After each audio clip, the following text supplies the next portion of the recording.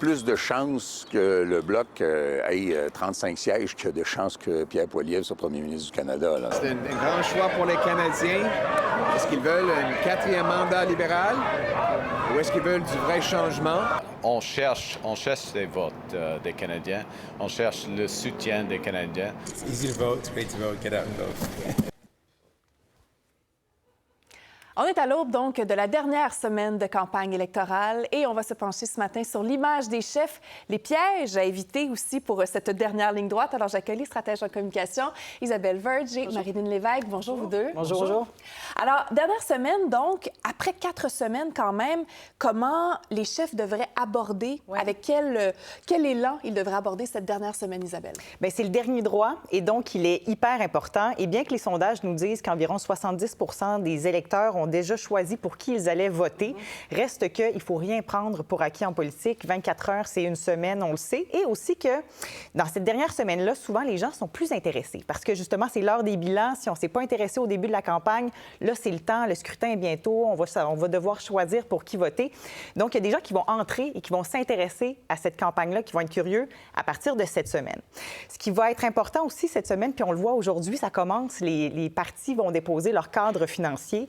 On a entendu beaucoup parler de Donald Trump dans cette campagne-là. Un peu moins des engagements que les partis ont pris. Et moi, j'ai l'impression que les journalistes vont être très méticuleux sur chaque ligne du cadre financier que chacun des partis va déposer. Et les chefs vont devoir s'attendre à défendre ce cadre-là alors que l'économie est au cœur là, de la campagne. Oui, c'est ça. C'est l'occasion pour les chefs, finalement, d'expliquer comment ils vont financer les promesses qui ont pu être faites, donc qui ont été discutées pendant le débat. Marilyn, les pièges à éviter, parce que là, on comprend justement que les jeux ne sont pas faits encore. Il reste environ 10 jours. Le vote par anticipation a débuté hier avec un grand succès. D'ailleurs, on voyait qu'il y avait beaucoup de files d'attente dans les bureaux de vote. Ça signifie que les Canadiens savent que c'est un vote extrêmement important. On prend ça au sérieux. Les codes d'écoute du débat également le démontrent. Il y a eu 1,2 million de personnes qui ont regardé le débat en français seulement. Donc, c'est quand même très important. Les pièges à éviter, ne pas faire de scandale. Je pense que Mark Carney doit poursuivre comme il a commencé. Cela dit, il est chanceux qu'il reste à peine 10 jours parce que Pierre Poilievre est vraiment sur une lancée, notamment depuis son passage à Tout le monde en parle la semaine passée, où il a très bien paru.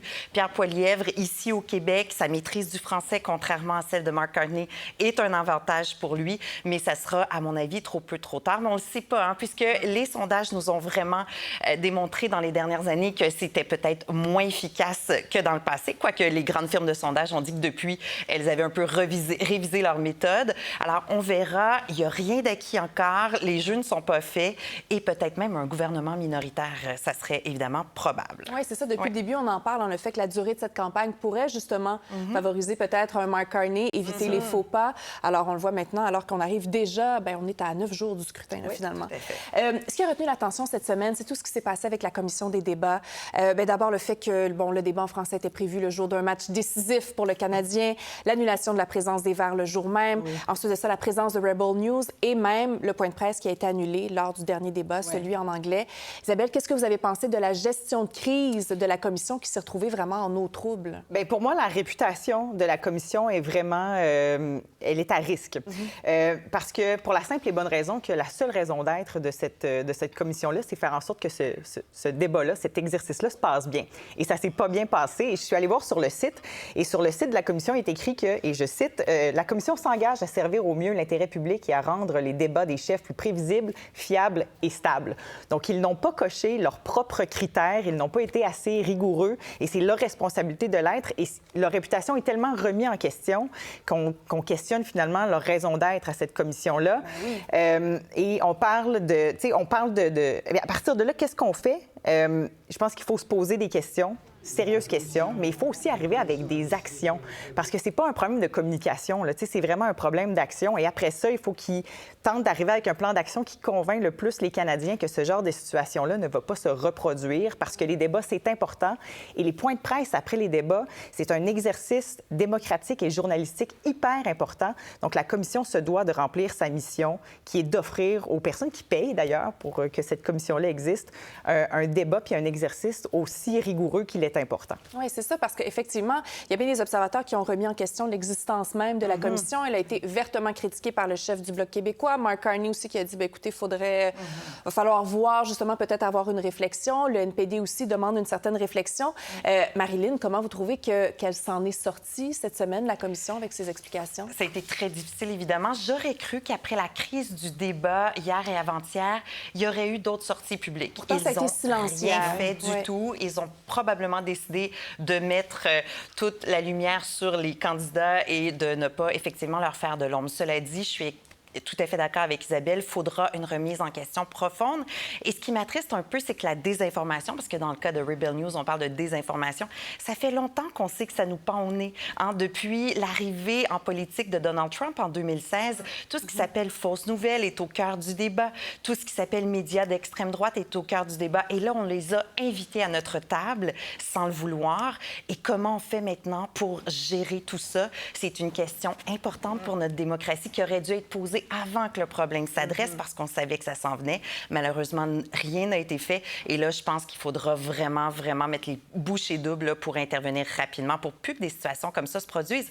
Parce qu'en fait, ça risque d'empirer. Et là, on n'a pas fait venir encore les TikTokers, les gens qui, effectivement, font de l'information, entre guillemets, sur les réseaux sociaux. On sait que la plupart des jeunes de moins de 25 ans, c'est leur principale source d'information, les réseaux sociaux. Comment va-t-on faire pour gérer ça, pour gérer la véracité de l'information qui circule? C'est une question pour notre démocratie qu'on doit se poser là, et qui aurait dû être posée depuis fort longtemps. C'est ça, parce que ce qu'on a appris cette semaine, finalement, très, très à retardement, finalement, c'est que Rebel News est enregistrée comme étant un groupe tiers auprès d'Élections Canada. Donc, ça fait en sorte qu'elle est enregistrée pour pouvoir faire de la publicité, notamment, alors qu'elle soutient principalement, bon, c'est un groupe qui est associé plus à l'extrême droite.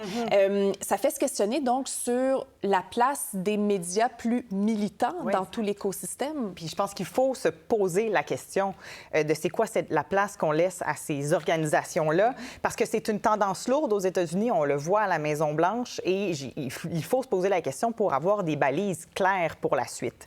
Parce que c'est pas une tendance qui va régresser, là, ça va prendre l'ampleur. Il va y avoir de plus en plus d'organisations comme ça qui vont vouloir avoir cette place-là. D'autant plus qu'on voit l'importance de plus en plus grande accordée aux réseaux sociaux dans la campagne aussi, aux influenceurs. Oui. Alors, la question va se poser d'autant plus. Mais ça remet aussi en question, c'est quoi un journaliste? Parce que c'est une profession qui est libérale, c'est une profession qui n'est pas régie par un ordre professionnel, mais en même temps, dont le cœur, c'est un code de déontologie et d'éthique qui est très fort.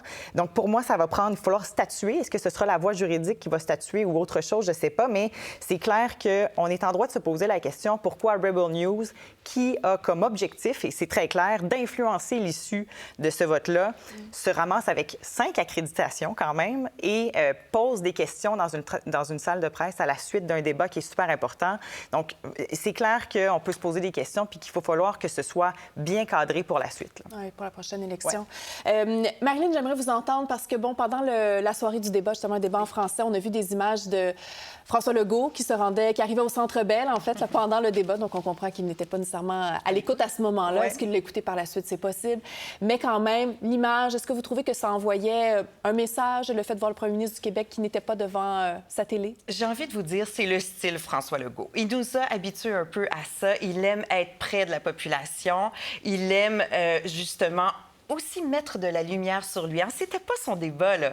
C'était celui, évidemment, du fédéral. Oui. Et ce soir-là, il avait l'occasion, lui aussi, d'attirer l'attention. C'est passionné de hockey, évidemment. C'est un passionné de hockey. Je vous dirais même que, aussi, point de vue valeur, évidemment, c'est une tradition, le hockey au Québec. Donc, c'est aussi une image de tradition qu'il envoie. Et il le faisait avec le gros sourire aux lèvres. Je crois qu'il était avec son fils cette soirée-là.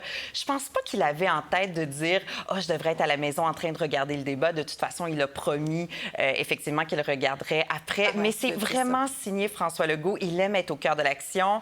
Il voulait la lumière sur lui cette soirée-là. Et pourquoi pas avec des codes d'écoute de 1,3 million pour le match de hockey en français seulement. Donc, évidemment, c'est le double d'un match habituel. On savait qu'il allait ressortir et les caméras l'ont pointé à quelques reprises. Il y a sûrement bien des gens qui l'enviaient même à la maison. Isabelle, est-ce que c'est un faux pas à votre avis? Pour moi, c'est un peu un faux pas, mais je pense pas que les Québécois vont lui en tenir vraiment rigueur. d'ailleurs, mais c'est un faux pas pour moi parce qu'on nous répète que cette élection-là, elle est importante, qu'elle est même cruciale parce que ce qui est en jeu, c'est l'économie du Québec et du Canada. Et c'est aussi, on nous dit tout le temps qu'il faut s'intéresser à la politique, puis il faudrait peut-être un peu prêcher par l'exemple. Je comprends. Donc, je pense qu'il y avait quelque chose là-dedans, puis c'était aussi jour de décote du Québec Oui, pour un gouvernement la qui se décote positionne, financière. exact, comme un gouvernement de comptables qui excelle dans la gestion des finances publiques. C'était un peu embarrassant. Et en politique, il faut savoir D'aller un petit peu s'adapter. célébrer cette journée-là, ouais, en C'est ça. soirée. Puis je pense qu'il faut savoir s'adapter. Si je l'avais conseillé, je pense que je lui aurais dit de peut-être le souligner, le match par les réseaux sociaux, par exemple. Oui, de manière plus sobre. Ouais. J'aimerais vous entendre en terminant. Il ne nous reste plus beaucoup de temps, mais j'aimerais vraiment profiter de votre présence pour parler de ce qui s'est passé avec Blue Origin. Premier vol entièrement féminin. Il y avait 6 femmes à bord, 2 femmes qui sont des scientifiques. Les autres, c'est plus des personnalités publiques. C'est un vol de 11 minutes seulement qui se voulait une façon d'intéresser les jeunes filles à la science, d'être de beaux modèles féminins. Mais finalement, les femmes se sont fait vraiment ridiculiser sur les réseaux sociaux. Qu'est-ce que vous en avez pensé? Marilyn, d'abord. Ah, ben moi, ça m'attriste profondément parce qu'il y a beaucoup d'autres célébrités, des hommes qui sont allés dans l'espace et on a salué leur exploit. Je pense, entre autres, à 2 Canadiens. William Shatner, le célèbre acteur de Star Trek, qui est allé dans l'espace et ça fait pas très longtemps, en 2021. L'agence France-Presse disait dans un article qu'il s'agit d'un exploit symbolique pour les générations de passionnés de l'émission suite à son passage dans l'espace. OK. Pour ce qui est de Guy Laliberté, qui a été une des premières célébrités à aller dans l'espace, on disait, bien, voici le premier clown dans l'espace, c'était tout à fait mignon et rigolo. Et là, on voit Donc, c'était bien reçu lorsque c'était ces 2 hommes-là qui avaient fait du tourisme spatial. Entre autres. OK. Et là, on voit un groupe de femmes, dont une célébrité et d'autres, là, mais entre autres Katy Perry, et on demande, mais a-t-elle les diplômes pour faire ceci? Et pour moi, Un ça double vient standard. vraiment chercher les doubles standards, les billets inconscients. On demande toujours plus de qualifications aux femmes pour faire la même chose et elles sont critiquées parce que là, on dit que, évidemment, la cause environnementale, l'argent et tout, c'est tout à fait vrai. Mais pourquoi on soulève ces questions-là alors que c'est le premier vol entièrement féminin? Ces questions-là auraient pu être soulevées bien avant. C'est comme si les critiques étaient plus dures cette Tout à fois-ci. fait. Isabelle, là-dessus, en terminant? Premièrement, je suis vraiment d'accord avec Marilyn, mais je pense que ça témoigne aussi, la réaction des gens témoigne du grand schisme actuellement entre l'Américain moyen qui a de la misère à arriver, qui paye sa douzaine d'œufs à 13 $, et la santé financière et la liberté de ces La millionnaires et désinvolture avec milliardaires l'argent, oui. qui ont le temps, eux, de se payer un petit trip de 11 minutes dans l'espace. Donc, tu sais, à l'heure où tout est cher, la critique et la haine, c'est gratuit. Fait qu'on en envoie. Puis c'est sûr aussi le fait d'inspirer les femmes, ça a été beaucoup la raison qui nous a été dite là-dessus. Mais j'ai de la misère à voir par ce vol-là, qui est un coup marketing, plutôt que mettre l'accent sur la science et la recherche. On va inspirer qui? On va inspirer comment les jeunes femmes? C'est ça, je pense qu'on peut aussi remettre ça un peu en question. Oui, c'est ça. Peut-être que le message aurait pu être peaufiné un petit peu, le mot de la fin. Dire, vous pouvez le faire, vous aussi. C'est peut-être Tout ça, simplement, l'inspiration. c'est ça. Isabelle, Marilyn, c'est super intéressant. Vraiment, merci d'avoir été des nôtres. On va suivre donc cette prochaine semaine de campagne avec vos notions en tête, justement. Merci beaucoup. Merci. à vous. Pour voir nos émissions en entier, rendez-vous sur la chaîne Ici RDI.